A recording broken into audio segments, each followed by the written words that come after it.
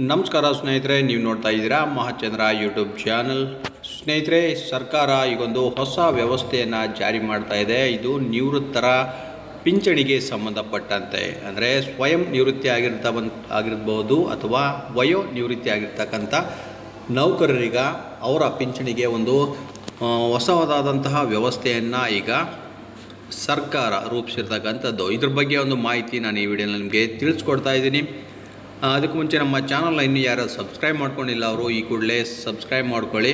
ಬನ್ನಿ ಸ್ನೇಹಿತರೆ, ನೋಡೋಣ ಪಿಂಚಣಿದಾರರಿಗೆ ಯಾವ ಹೊಸ ವ್ಯವಸ್ಥೆಯನ್ನು ಈಗ ಸರ್ಕಾರ ತಂದಿದೆ ಅಂತ ನೋಡೋದಾದರೆ, ನಿವೃತ್ತ ಸರ್ಕಾರಿ ನೌಕರರ ಪಿಂಚಣಿ ಅರ್ಜಿಗಳನ್ನು ಖಜಾನೆ 2 ತಂತ್ರಾಂಶದ ಮೂಲಕ ಮಹಾಲೇಖಪಾಲರಿಗೆ ಆನ್ಲೈನ್ ಮುಖಾಂತರ ಸಲ್ಲಿಸುವ ಕುರಿತು ರಾಜ್ಯ ಸರ್ಕಾರ ಆದೇಶವನ್ನು ಹೊರಡಿಸಿದೆ.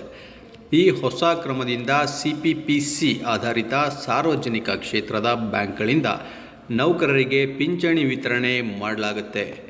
ಈ ಕುರಿತು ಹೊಸ ಆದೇಶ ಹೊರಡಿಸಿರುವ ಸರ್ಕಾರ ವಯೋನಿವೃತ್ತಿ ಹಾಗೂ ಸ್ವ ಇಚ್ಛೆಯಿಂದ ನಿವೃತ್ತಿ ಹೊಂದಿರುವ ನೌಕರರು ಪಿಂಚಣಿಗಾಗಿ ಖಜಾನೆ 2 ತಂತ್ರಾಂಶದ ಮೂಲಕ ಮಹಾಲೇಖಪಾಲರಿಗೆ ಅರ್ಜಿ ಸಲ್ಲಿಸಲು ಜನವರಿಯಿಂದ ಮಾರ್ಚ್ವರೆಗೆ ಪ್ರಾಯೋಗಿಕ ವ್ಯವಸ್ಥೆಯನ್ನು ಜಾರಿ ಮಾಡಲಾಗಿತ್ತು.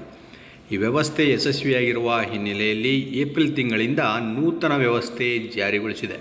ರಾಜ್ಯ ಸರ್ಕಾರಿ ನೌಕರರ ಪಿಂಚಣಿಯನ್ನು CPPC ವ್ಯವಸ್ಥೆ ಹೊಂದಿರುವ ಸಾರ್ವಜನಿಕ ಕ್ಷೇತ್ರದ ಬ್ಯಾಂಕ್ಗಳ ಮೂಲಕ ಪಾವತಿ ಮಾಡಲಾಗುವುದು. ಇದಕ್ಕಾಗಿ ವಯೋನಿವೃತ್ತಿ ಅಥವಾ ಸ್ವ ಇಚ್ಛಾ ನಿವೃತ್ತಿ ಹೊಂದುವ ಸರ್ಕಾರಿ ನೌಕರರು ಪಿಂಚಣಿ ಅರ್ಜಿಗಳನ್ನು 3 ತಿಂಗಳ ಮೊದಲೇ ಮಹಾಲೇಖಪಾಲರಿಗೆ ಸಲ್ಲಿಕೆ ಮಾಡಬೇಕಾಗುತ್ತೆ.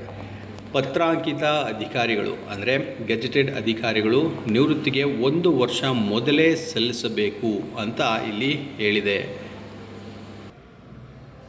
ಸ್ನೇಹಿತರೆ, ಎಲ್ಲವನ್ನು ಈಗ ಆನ್ಲೈನ್ ಮಾಡ್ತಾ ಇರೋದ್ರಿಂದ ಈಗ ನಿವೃತ್ತಿ ಹೊಂದ್ತಾ ಇರ್ತಕ್ಕಂಥ ನೌಕರರಿಗೆ ಪ್ರತಿಯೊಂದು ಕೆಲಸಗಳು ಕೂಡ ಬೇಗ ಆಗ್ತಾ ಇದೆ, ಆಗೋ ಸೂಚನೆಗಳು ಮುಂದೆ ಕಾಣ್ತಾ ಇದೆ. ಇಲ್ಲಿ ಮುಖ್ಯವಾಗಿ ಗಮನಿಸಬೇಕಾದಂಥ ಮಾಹಿತಿ ಅಂತಂದರೆ, ವಯೋನಿವೃತ್ತಿ ಆಗಿರ್ಬೋದು ಅಥವಾ ಸ್ವ ಇಚ್ಛಾ ನಿವೃತ್ತಿಯನ್ನು ಹೊಂದತಕ್ಕಂಥ ನೌಕರರು 3 ತಿಂಗಳ ಮೊದಲೇ ಮಹಾಲೇಖಪಾಲರಿಗೆ ಅರ್ಜಿಯನ್ನು ಸಲ್ಲಿಕೆ ಮಾಡಬೇಕಾಗತ್ತೆ. ಸೊ ಆನ್ಲೈನಲ್ಲಿ ಪ್ರೊಸೆಸ್ ಮಾಡಬೇಕು ಅಂತಂದರೆ ಹಾಗೆ ನೋಡಿ, ಖಜಾನೆ 2 ತಂತ್ರಾಂಶದ ಮೂಲಕ ಅದು ಜನವರಿಯಿಂದ ಮಾರ್ಚ್ವರೆಗೆ ಪ್ರಾಯೋಗಿಕವಾಗಿ ನೋಡಿದ್ರು ಯಾವ ರೀತಿ ಇದು ಕಾರ್ಯ ನಡೆಯುತ್ತೆ ಅಂತ. ಸೊ ಅದು ಯಶಸ್ವಿಯಾದ ಹಿನ್ನೆಲೆಯಲ್ಲಿ ಈಗ ಈ ಏಪ್ರಿಲ್ ತಿಂಗಳಿಂದ ನೂತನ ವ್ಯವಸ್ಥೆಯನ್ನು ಜಾರಿ ಮಾಡಲಾಗಿದೆ. ಸೊ 3 ತಿಂಗಳ ಮುಂಚೆ ನೀವು ಮಹಾಲೇಖಪಾಲರಿಗೆ ಅರ್ಜಿಯನ್ನು ಸಲ್ಲಿಸಿದರೆ ನಿಮ್ಮ ಪಿಂಚಣಿಯ ಅರ್ಜಿ ಆದಷ್ಟು ಬೇಗ ವಿಲೆ ಮಾಡಲಾಗುತ್ತೆ. ಯಾಕಂದರೆ ಆನ್ಲೈನಲ್ಲಿ ಮಾಡೋದರಿಂದ ಕಾಲಾವಕಾಶ ಕಡಿಮೆ ಹಿಡಿಯುತ್ತೆ, ಬೇಗ ನಿಮ್ಮ ಕೆಲಸ ಆಗುತ್ತೆ. ಸೊ ಇದೊಂದು ಉತ್ತಮವಾದ ಬೆಳವಣಿಗೆ ಅಂತಲೇ ಹೇಳ್ಬೋದು ಸ್ನೇಹಿತರೆ. ಬನ್ನಿ, ಇದೇ ರೀತಿಯ ಮತ್ತಷ್ಟು ಮಾಹಿತಿ ಜೊತೆಗೆ ನಾನು ನಿಮ್ಮನ್ನು ಮತ್ತೆ ಭೇಟಿ ಮಾಡ್ತೇನೆ. ನಮಸ್ಕಾರ.